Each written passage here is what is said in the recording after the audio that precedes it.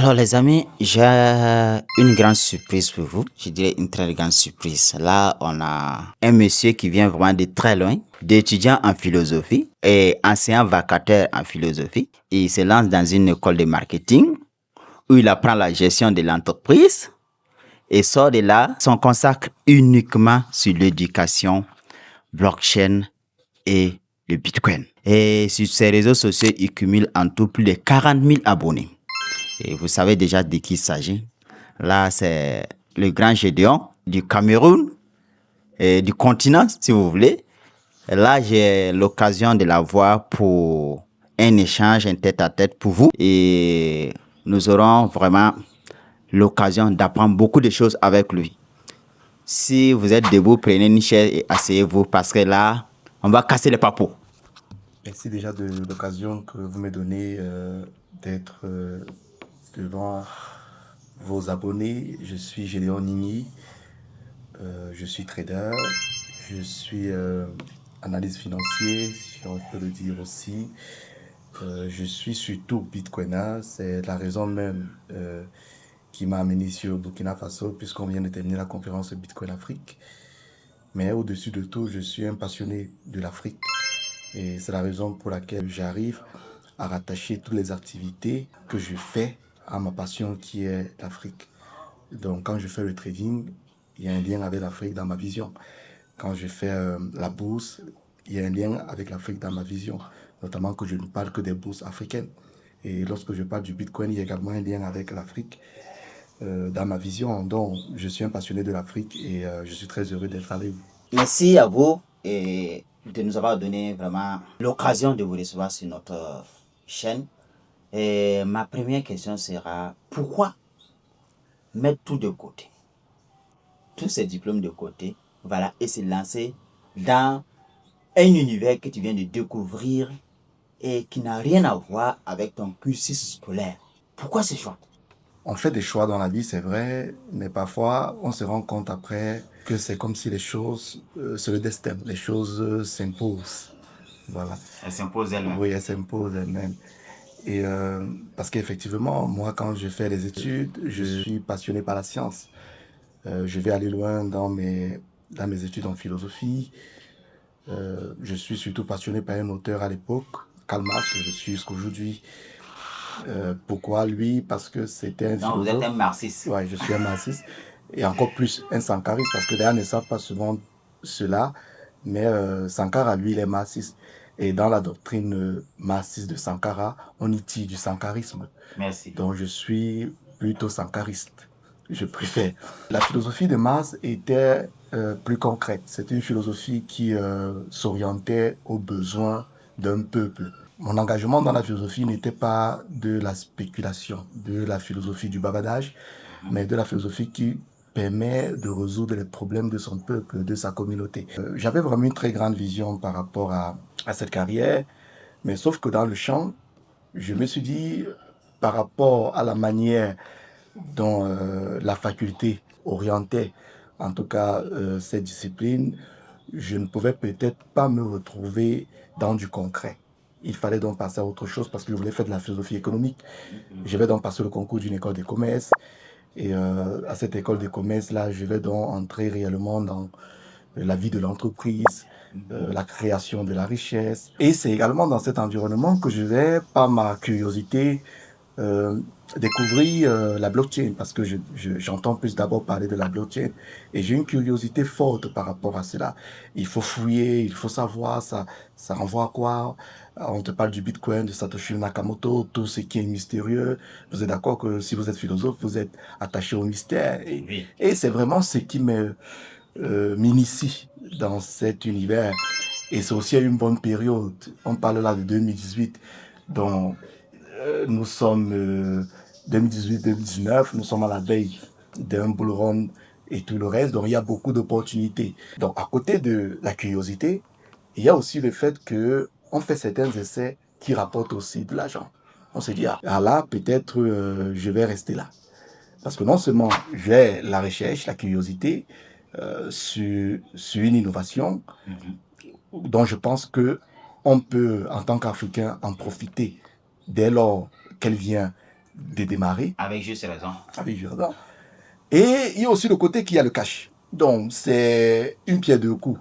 Pourquoi ne pas? La connaissance et en même temps les revenus. Ouais, exact. Donc là, on ne parle pas trop. Oui, c'est plus un sacrifice trop. Okay. Mais c'est aussi une opportunité. C'est aussi une opportunité. Et très rapidement, on va tout abandonner.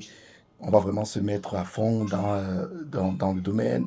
Voilà, c'est vrai qu'au début, on ne comprend pas trop. C'est normal, c'est le début. Mais plus on grandit, plus on a de l'expérience, plus on sait exactement où la chose nous mène et où on sait aussi exactement comment est-ce qu'on peut orienter notre vision par rapport à cette nouveauté qui vient d'arriver. Donc c'est un peu ça ma petite histoire de débutant dans l'écosystème de la crypto et de la blockchain. Comment a été votre première expérience avec le Bitcoin, ou je dirais la crypto-monnaie de façon générale?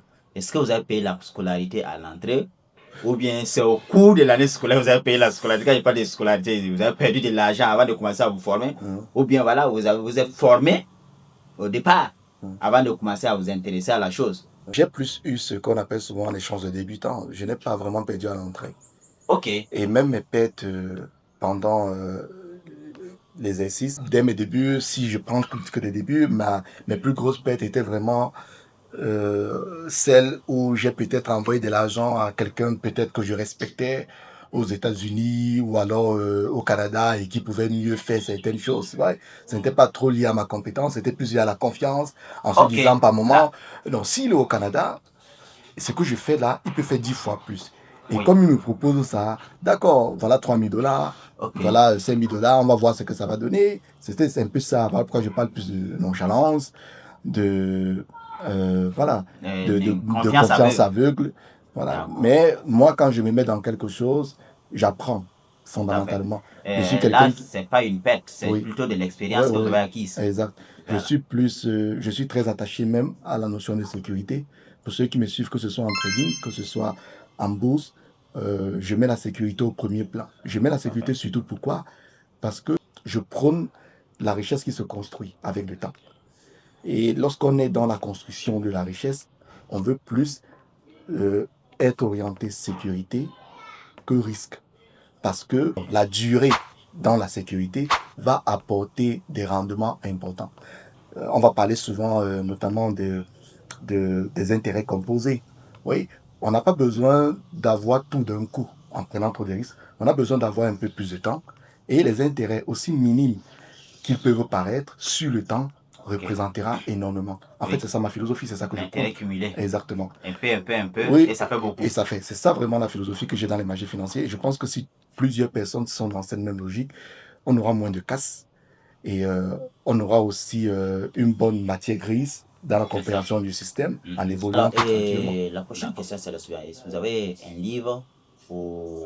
Je sais que vous faites des formations sur l'éducation financière, la bourse, le Bitcoin précisément, et de façon exceptionnelle les USDT, non? Stablecoin.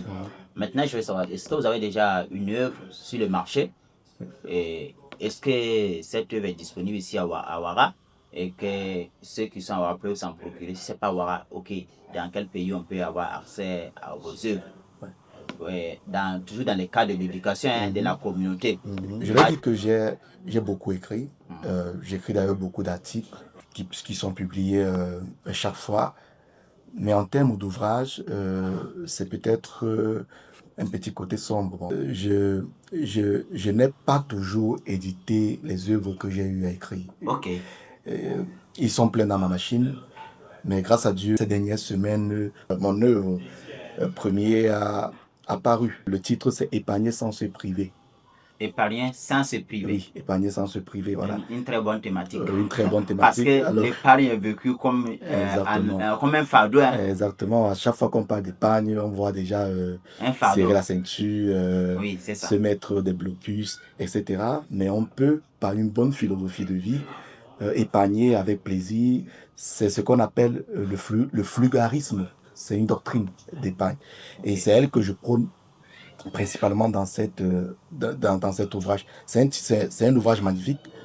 J'apprécie souvent très peu mes œuvres, mais ça fait partie des œuvres que lorsque moi-même je lis, Je me dis parfois, mais d'où est venue cette inspiration pour placer cette phrase là où elle est, Vous-même, pour vous êtes placer surpris ce de votre mot propre travail. exactement où il est. Et j'y aborde beaucoup de choses. J'y aborde beaucoup de choses qui n'aident pas seulement dans le domaine de l'épargne, mais dans tous les domaines de la vie. Parce qu'il faut comprendre une chose.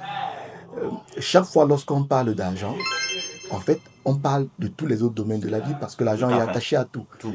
Et si on comprend mieux la gestion de l'argent, si on a un bon comportement vis-à-vis de l'argent, rapidement, on va trouver de l'équilibre dans plein d'autres choses. Voilà pourquoi je dis cet ouvrage est riche au-delà même de son aspect purement financier. Cet ouvrage est disponible où? Il est au Cameroun pour le moment. Cameroun pour le Oui, moment. pour le Donc, on moment. n'a pas encore ça. Voilà. Oui, très bientôt, très très bientôt. Je pense qu'avec tous les contacts que j'ai ici, Oui. ça ne tardera pas. Et si ça vient, ça sera où? Ça sera certainement chez Zafi. Très bientôt, je pense que d'ici, merci, 3 semaines, le temps qu'on rentre, tout sera préparé pour que Ouagadougou, au moins, ait déjà les livres ou le Burkina tout entier. Maintenant, de l'autre côté, il y a un autre livre qui est presque à la fin. Ok. Je pense que lors de la pré-conférence en novembre, j'avais intervenu sur un titre, mais les gens ne savaient pas. C'était le titre de mon ouvrage. Ok. La chasse au trésor. La chasse au trésor, tout Oui. à fait. Et cet ouvrage est purement sur le Bitcoin. Sur le Bitcoin, pourquoi? Parce que je pense que l'Afrique a toujours eu l'habitude de traîner les pas. C'est-à-dire de voir les autres s'engager D'attendre que les avant autres de s'engagent suivre. et puis va le prendre Oui. copier-coller. Oui. On ne peut pas être sur une table où la même opportunité se présente à nous au même moment et on décide de patienter, de voir les autres avancer. Il faut prendre des risques. Et je le disais même encore à la conférence l'autre jour, lorsqu'on n'a pas, il faut prendre les risques. La sécurité, de manière globale, elle est souvent typiquement attachée à quelqu'un qui a quelque chose. J'ai quelque chose, il me faut la préserver.